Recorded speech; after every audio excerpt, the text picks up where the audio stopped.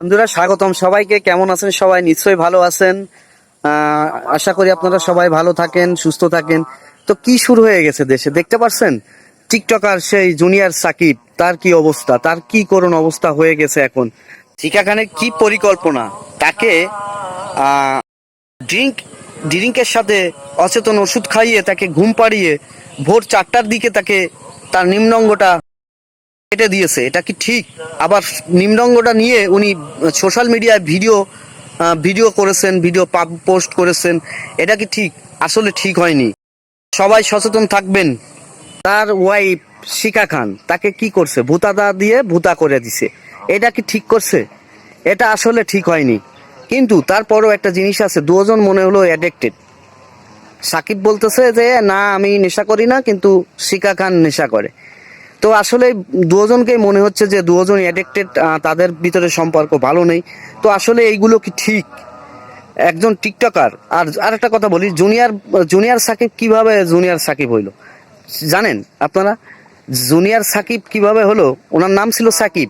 উনি সাকিব খানের ভক্ত ছিল, অন্ধ ভক্ত। তো উনি সাকিব খানের ডায়লগগুলো ইউজ করে টিকটক থেকে ভাইরাল হয়েছিল। এর জন্য ওনার নাম হয়েছিল জুনিয়র সাকিব।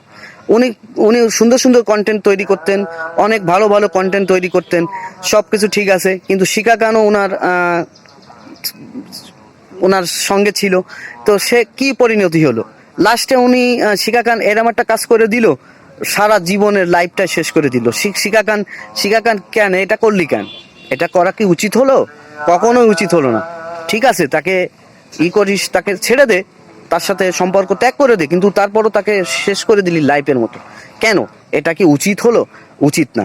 তাই ভাই আপনাদের আমি বলি, যেই যা করেন না কেন খুব হিসাব কিতাব করে করেন। এই যে দেখেন, একটা ভুলের জন্য সারা জীবনের কান্না। সাকিবের ভুল ছিল। সাকিবের ভুল যদি না থাকতো তাহলে শিকা খান এরম কাজ করতো না। আর শিকা খানকে দেখেই মনে হচ্ছে যে সে নেশা করে। অবশ্যই নেশা করে। নেশা না করলে সে এরকম কাজ করে না। আর আরেকটা জিনিস, যারা এই যে কাপল ব্লগ করেন তাদেরকে উদ্দেশ্য করে বলছি, তারা আমার ব্যবহারে কষ্ট পাবেন না। তারা ঠিক আছে, তারা কাপল ব্লগ করেন, সুন্দর কথা। মানুষের এমন এমন ভিডিও তৈরি করেন, মানুষ কিছু শিখতে পারবে। কারণ আপনাদের কাছ থেকে যদি এই ধরনের শিক্ষাগুলো লাভ করে, তাহলে কি হবে? দেশের প্রজন্ম, যে নতুন প্রজন্ম, তারা কি শিখবে? এই যে শিকা খান যে কাজটা করলো, সাকিবের যে ভূতা দাও দিয়ে তারে ভূতা করে দিল, এটা কি ঠিক? তার একটা নিম্নাঙ্গ কেটে দিল, এটা কি আসলে উচিত হলো? কখনোই না। আমার মনে হয় এটা বাংলাদেশের প্রথম, এটা নজিরবিহীন একটা ঘটনা। তাই কাপল ব্লগ যারা করবেন, সুন্দরভাবে ব্লগ করবেন। আর আরেকটা জিনিস কি, মানুষ যখন উপরের দিকে উঠে যায় তখন তাদের নিচের দিকের কথা মনে থাকে না, ভুলে যায়, সবকিছু ভুলে যায়।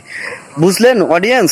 তো অবশ্যই আপনারা ভিডিওটা মনোযোগ সহকারে দেখবেন। আর আমি কাউকে ছোট করে বলছি না, আসলে কাজটা ঘটে গেল কি, এটা সোশ্যাল মিডিয়ায় বর্তমানে এটা তোলপাড় করে চলছে। কি অবস্থা! তাকে যে শেখ হাসিনা বার্ন ইউনিট হাসপাতালে রাখা হয়েছে, তার নিম্নাঙ্গটা সার্জারি করা হয়েছে, তারপরও ডাক্তার 3 দিনের জন্য দিয়েছে। 3 দিনের ভিতরে যদি জোড়া লাগে তো ভালো, না হলে কেটে বাদ দিতে হবে।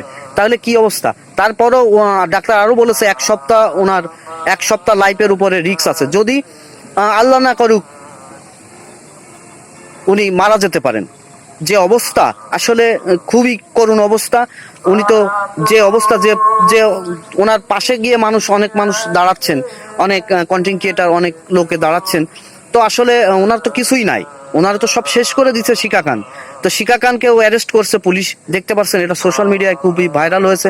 তাই আমি সবাইকে উদ্দেশ্য করে বলছি, আপনারা যাই করেন না কেন, মানুষের এত বড় ক্ষতি করবেন না, এত বড় সর্বনাশ করবেন না। তো সবাই ভালো থাকবেন, সুস্থ থাকবেন। ধন্যবাদ সবাইকে। ভিডিওটা যদি ভালো লাগে শেয়ার করতে ভুলবেন না।